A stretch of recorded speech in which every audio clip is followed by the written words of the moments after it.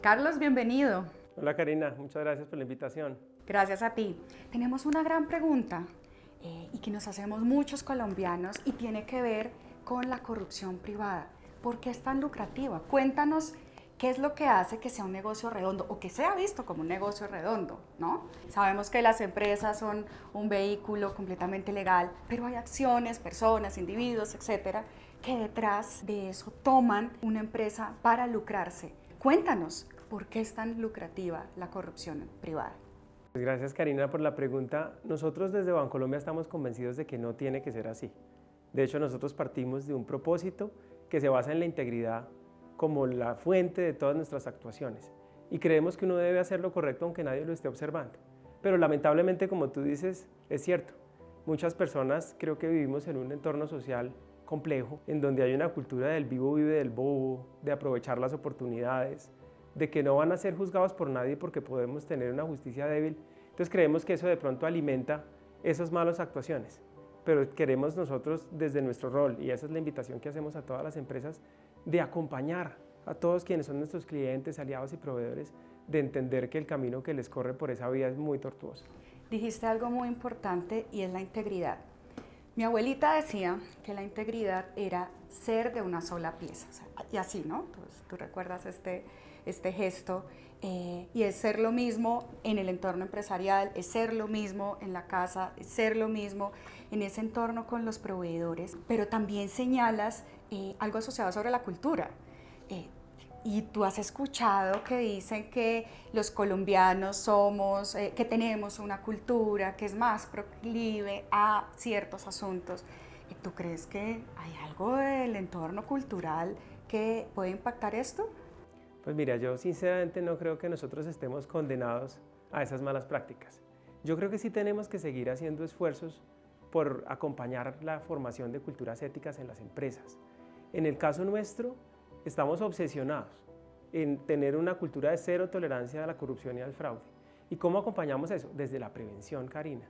Muy importante darle a la gente herramientas prácticas, casos prácticos de lo que está bien y lo que está mal, porque a veces el sentido común es el menos común de los sentidos.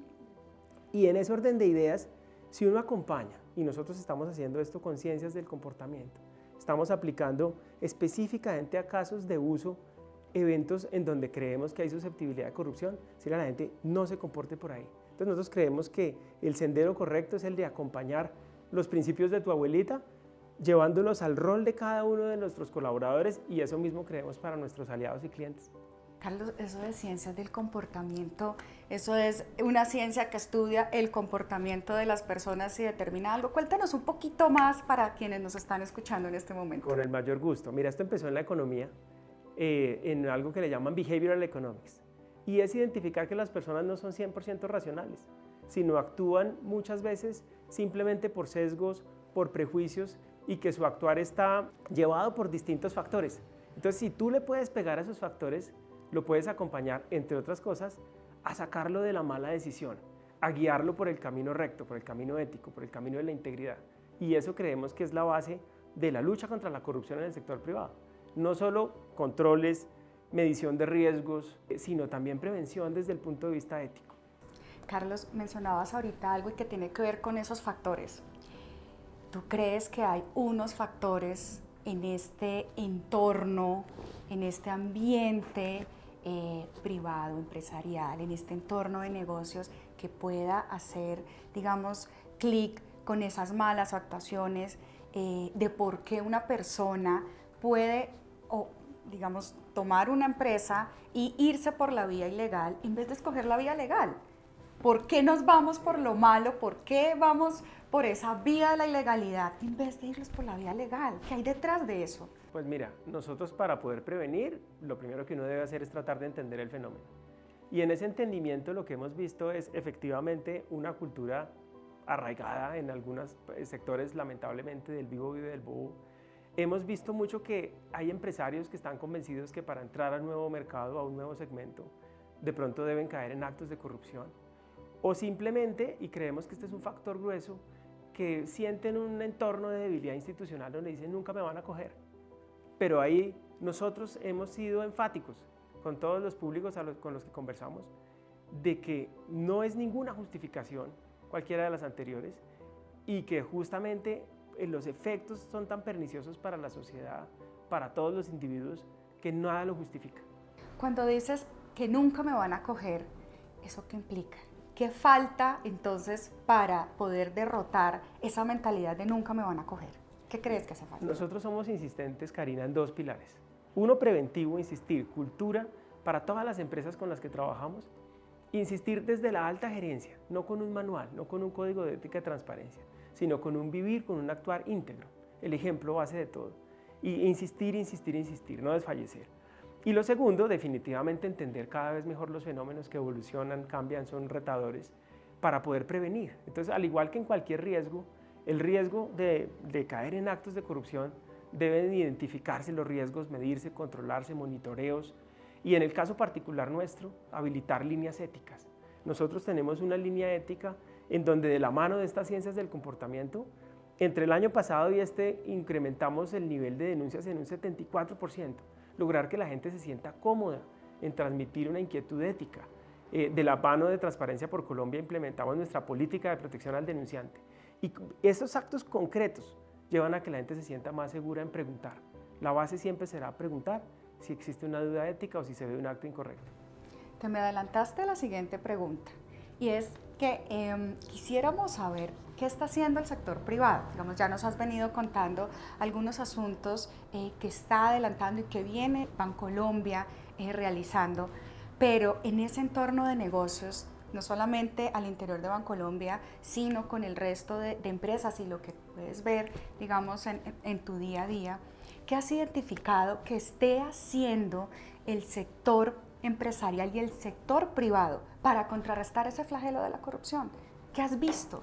Pues mire, yo creo que son varias las acciones y hablo de lo que nos consta y lideramos desde el banco. El primero es, en el caso nuestro tenemos un gran privilegio, es que tenemos más de 30 millones de clientes. Entonces tenemos una gran red de aliados potenciales en la lucha contra la corrupción y creemos que no solo de puertas para dentro del banco entre sus colaboradores, sino con estos aliados, clientes y proveedores, juntar esfuerzos, compartir buenas prácticas es un buen postulado. Y justamente a tu pregunta lo hemos vivificado a través de la iniciativa de Transparencia por Colombia que nos ha juntado como empresas para compartir mejores prácticas, para compartir los retos, los casos dolorosos pero que nos sirven de enseñanza. Y finalmente es muy necesario la unión con el sector público. A veces las legislaciones o el entorno regulatorio apuntan al particular a exigirle unos esfuerzos que claro que le competen, pero no le competen solo. Entonces necesitamos ahondar esfuerzos de las alianzas público-privadas para seguir acompañando este rol. ¿Crees que la alianza público-privada podría ser uno de esos derroteros de la lucha contra la corrupción? ¿Cómo lo ves? Estoy absolutamente seguro de eso. Para combatir cualquier riesgo, y este no es la excepción, necesitamos mucha información. Y a veces la información está en cabeza del Estado. Necesitamos nosotros como particulares acceder a esa información y al mismo tiempo compartirla. Vuelvo al ejemplo del banco. Procesamos 50 millones de operaciones, transacciones al día. Nosotros podemos ver desde nuestros sistemas transaccionales, ya sea el del banco o Nequi, nuestra plataforma digital, cómo se mueve la plata en Colombia.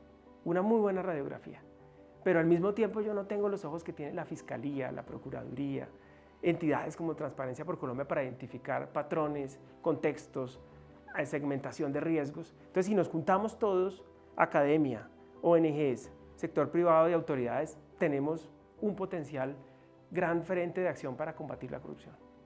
Carlos, desde Transparencia por Colombia, nuestra apuesta institucional en el marco de lo que estamos realizando con las empresas es aumentar la corresponsabilidad del sector privado en la lucha contra la corrupción.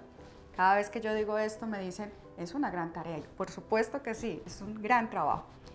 ¿Cómo crees que se puede aumentar la corresponsabilidad del sector privado en la lucha contra la corrupción? Que nos puedas dar 1 o 2 tips que tú tengas y que hayas visto en ese entorno en el que te desenvuelves día a día. Claro, yo creo, Karina, que es sensibilizando, teniendo conversaciones honestas.